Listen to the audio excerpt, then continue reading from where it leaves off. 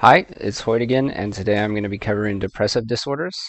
This video is going to be geared towards everyone since depression is so prevalent. It's easily the most common psychiatric disorder that primary care clinicians have to encounter ever.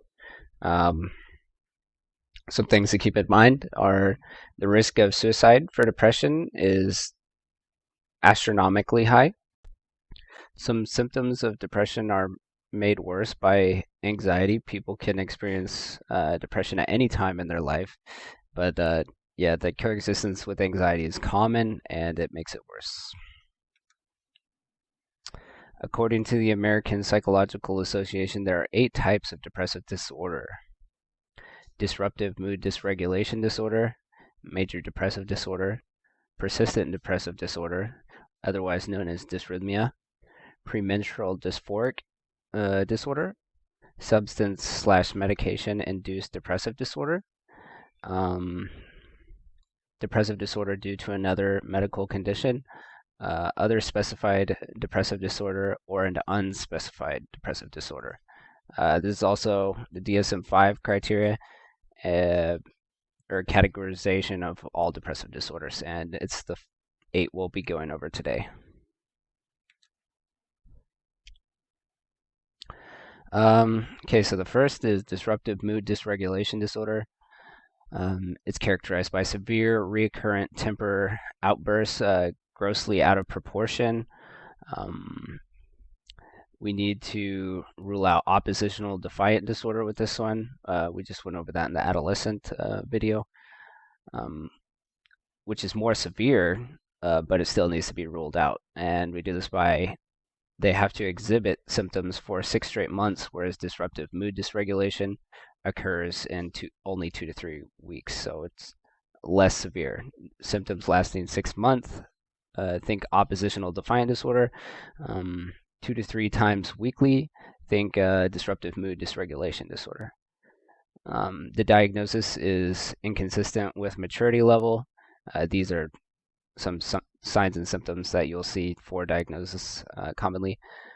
Verbal or physical rages against people or property, persistent irritability, angry most of the time between outbursts, frequently 2 to 3 times weekly, like we said, for 12 or more months concurrent. Onset must be between 6 to 10 until the age of 18. Okay, treatments. Remember, look for underlying factors. Just like I said in my children and adolescent video, there could be an underlying reason. Could be a family history, a past trauma, substance abuse, or a coexisting cognitive function disorder. The treatments include medications, antidepressants, usually SSRIs, psychoeducation, individual psychotherapy and family therapy. So major depressive disorder, typically a patient who has major depressive disorder will also have a pairing comorbidity like substance abuse or panic disorder, OCD, anorexia, nervosa, bulimia, or borderline personality disorder. The DSM-5 diagnostic criteria is you have to have 5 or more of these symptoms during the same 2 weeks, must include depressed mood or loss of interest / pleasure. And then here's the symptoms, but it has to include this one. So depressed mood throughout the day for the majority of days, decreased pleasure in activities, weight loss or gain, loss of energy, insomnia or sleeping too much, psychomotor agitation, feelings of worthlessness and guilt, harder to think or make decisions, recurrent thoughts of death, suicide, or plans to attempt those, ideations, more likely after puberty. All of this is depressive disorder, is major depressive disorder. When looking at depression in general, some distinguishing identifiers to determine what kind of depression someone is experiencing, because a lot of times it comes with something else, are is it mild, moderate, severe? Does it have psychotic features? So do you also, so some typical questions, if you were asked to kind of distinguish what kind of depression someone has, is do you also experience anxiety? If you're pregnant, um, well, obviously postpartum depression could be a factor. You want to ask questions in regard to things like the seasonal patterns to try and figure out whether they do better certain days or certain months out of the year. Do they get much sunlight? That's another major factor. So when looking at assessments, here are some of the most common assessments. I've listed them all here. I'll have to name them for you. Um, Support groups and finding the right medications is the key to treating depression. Or even if you need medications, some people don't even need it. But some things to monitor for medication compliance, for one, if they are on medication, interactions with other family members or society. What do they do with their leisure time? They have any major weight gain or weight loss in the past couple of weeks or months? Sleep quality. I think nearly everyone with depression has insomnia. It's number one feature. What do they do for their social activities? Persistent depressive disorder or dysrhythmia. It's characterized by depressed mood most of the day for most days, for at least 2 years or 1 year for youth. During this period, symptoms ceased for less than 2 months. So that's pretty specific in the time period and hard to keep track of. Like a lot of these symptoms are hard to keep track of, but know that it's an ongoing thing. You have to keep track of it over a long period of time. With dysrhythmia, there's no manic or hypomanic episodes, so that's an easy distinguishing factor with it. It's much more mild and higher functioning than major depressive disorder, so another distinguishing factor.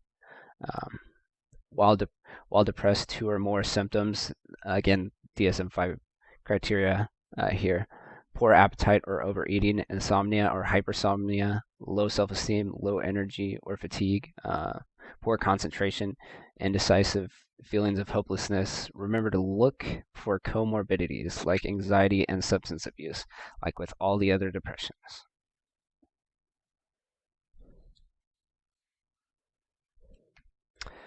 All right, premenstrual dysphoric disorder. Um, indi- Indicative evidence includes an improvement a few days after onset, minim- yeah, I don't know if I need to explain that. Minimal or absent in the week after menses, same symptom, most menstrual cycles in the past year. Um, the As far as testing, I know the most common one is the Beck Depression Inventory. Here's the DSM-5 criteria here again. At least 5 total symptoms in the final week before onset of menses, with at least 2 concurrent months of symptoms. And also has to have one of these and one of these. So mood swings, irritability, anger, or increased interpersonal conflicts. Um, and one more of these to make the total of 5. Decreased interest in activities, difficulty concentrating, changes in appetite, again, hypersomnia, insomnia, feelings of being overwhelmed, out of control, bloating, or weight gain. Okay, next up is depressive disorder with peripartum onset, uh, otherwise known as postpartum depression. Symptoms typically start anytime during pregnancy or up to 12 months following delivery, so that's crazy amount of time window for that. Even though you have your baby, you think you're good. Oh, maybe not.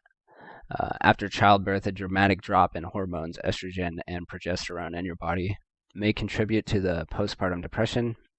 Other hormones produced by your thyroid gland also may sharply drop, which can leave you feeling tired, sluggish, and depressed. So, emotional issues that kind of go along with giving birth in general. When you're sleep deprived and when you're overwhelmed, which all come with a new child. You may be having trouble like handling even minor events. You may become anxious about your ability to care for the newborn. You may feel like your sense of identity is being lost, or you feel that you're just losing control of your life in general. Any of these issues can just add on to the depression that you're already having. 5 of the following 9 symptoms within a 2-week period is a diagnostic criteria according to DSM-5. Feelings of sadness, emptiness, hopelessness nearly every day for most of the day, loss of interest or pleasure in activities, weight loss or decreased appetite, feelings of restlessness. Most of this are repeat with the other depressions, recurrent thoughts of death, loss of concentration or indecisiveness.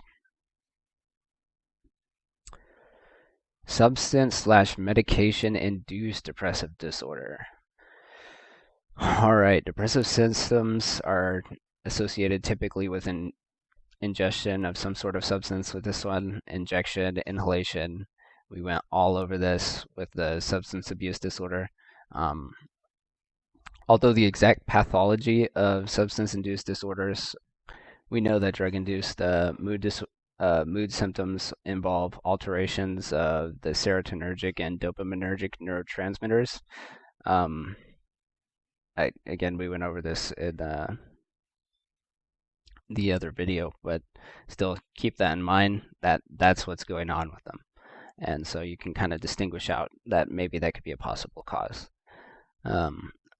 Of those with alcohol use disorder, it is estimated that 40 to 60% experience substance-induced depression.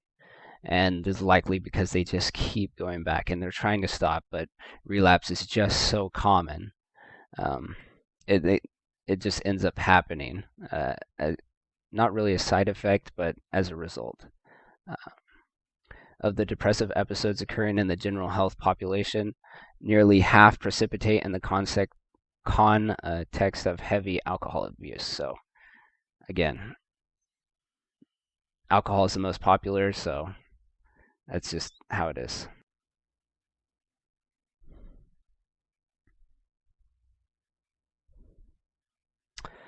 So depression due to another medical condition, otherwise known as DDAMC, diagnosis.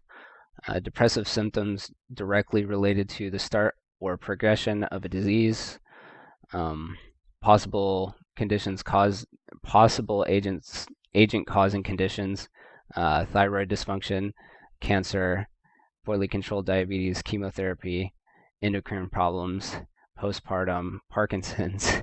So this one, it's almost a diagnosis of exclusion in a way. There's just so many possibilities, or a diagnosis of negation. A key thing to remember with it is there's no delirium. There's no stressors or evidence that the patient has a tendency towards depression.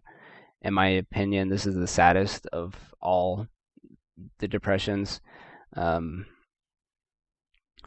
Day-to-day living with these complicated, painful diseases can be very just difficult in general. The person may have to deal with medical appointments, multiple medications, and have to be taken different times throughout the day, changing their daily activities. So because of this other illness or chronic illness that they have, they develop depression because their whole life is being disrupted because of something else, and they're feeling like they just can't get back to that sense of normalcy.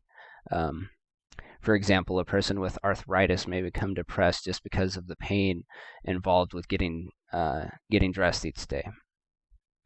Risk for developing this condition appears to be the highest among those who suffer a stroke with depression and can appear within 3 months. Again, that's just crazy sad to me because stroke patients know that if you've seen a stroke patient, they know something's wrong with them and they can't quite figure it out why, and so they just think on it, and there's no answer that they can come up with, and so they end up being depressed over it. All right, really quickly, looking at treatments, we've got for depression, we've got your SSRIs and your SNRIs. Those are the most typical. Some common examples of them are paroxetine or fluoxetine, Prozac, and Plaxil. Um, we also have citalopram, and as otherwise known as Celexa. Um, SNRI stands for serotonin and norepinephrine reuptake inhibitor, and just instead of just serotonin. Um, an example of that would be Cymbalta or Effexor. Um, then we have your TCAs, your tricyclic antidepressants, also known as cyclic antidepressants. Some examples are anafranil, amitriptyline. Then we have your MAOIs, monoamine oxidase inhibitors, such as phenelzine and Parnate, I believe. You want to avoid tyramine-rich foods with those. So here we have a list of other therapies besides medication.